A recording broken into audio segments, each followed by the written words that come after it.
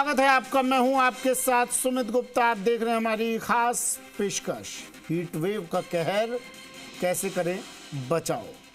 राजस्थान में तापमान रोजाना आसमान छू रहा है। सूर्यदेव मरुधरा पर मेहरबान नजर आ रहे हैं और पारा लगातार चढ़ता जा रहा है। अब इस चढ़ते हुए पारे ने लोगों की जिंदगी में गर्मी भर दी है, लोगों की जिंदगी बेहाल कर दी है। पसीने पसीने हो रहे हैं लोग और जतन कर रहे हैं इस गर्मी से बचाव का। गर्मियों का मौसम पूरे उफान पर है। उत्तर भारत में गर्मी का कहर प्रकोप जारी है। श्रीगंगानगर में पारा 48 डिग्री तक पहुंच गया। ऐसे में लोगों को दिन में 12 बजे से 3 बजे के बीच बाहर निकलने से बचना चाहिए। गर्मियों में लू लगने, हीट वेव और डिहाइड्रेशन का खतरा होता है। हीट वेव को जानलेवा माना जाता है। आईएमडी के अनुसार हीट वेव की चपेट में आने से शरीर पर कई तरह के दुष्प्रभाव पड़ सकते हैं।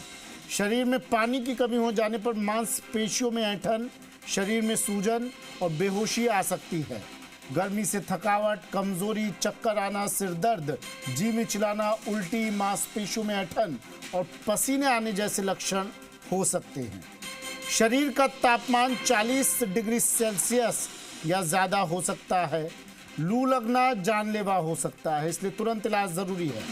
ऐसे में सबसे ज़्यादा ज़रूरी है घर से निकलने से बचें।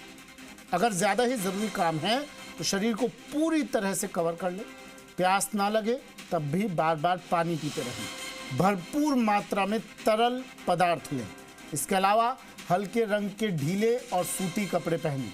धूप में निकलते समय धूप का चश्मा, छाता, टोपी, जूते या चप्पल का इस्तेमाल करें, मतलब शरीर को पूरी तरह से ढक कर निकलें।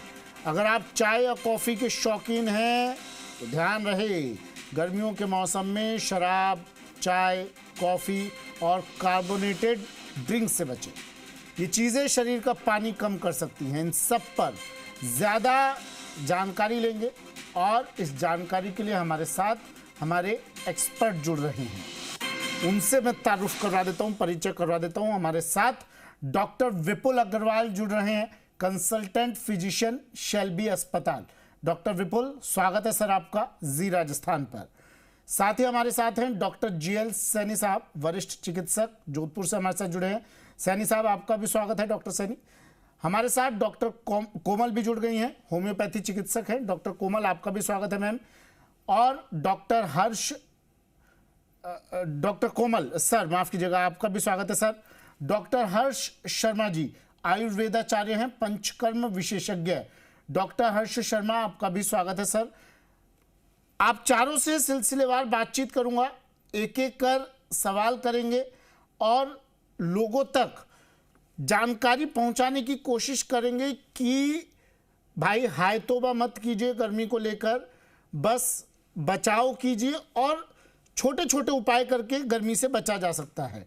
सबसे पहले मैं डॉक्टर विपुल आपके पास आ रहा हूं सर। डॉक्टर विपुल, जरा ये बताइए, 45 डिग्री पार जा रहा है पारा। अब राजस्थान के लोग या पूरे देश की आवाम परेशान हैं कि भैया इस गर्मी से बचाव कैसे करें। ये तो हम सुनते आए हैं सर कि चेहरे को कवर करके निकले, शरीर को ढककर निकलें।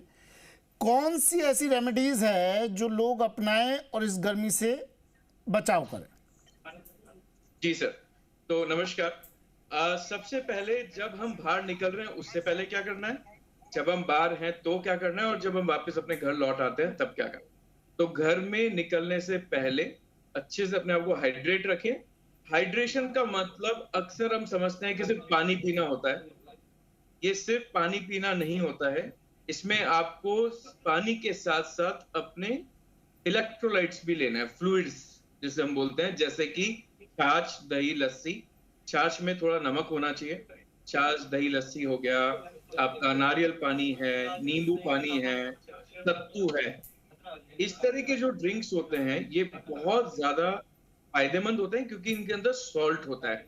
जब भी हम बाहर जाते हैं और बहुत ज्यादा लू में या बहुत ज्यादा जब तप रहे होते हैं तो उसमें हमारे बॉडी से जो स्वेट निकलता है, जो पसीना निकलता है, उसमें सिर्फ पसीने में से पानी नहीं होता, बल्कि सोडियम होता है, पोटेशियम होता है, क्लोराइड होता है।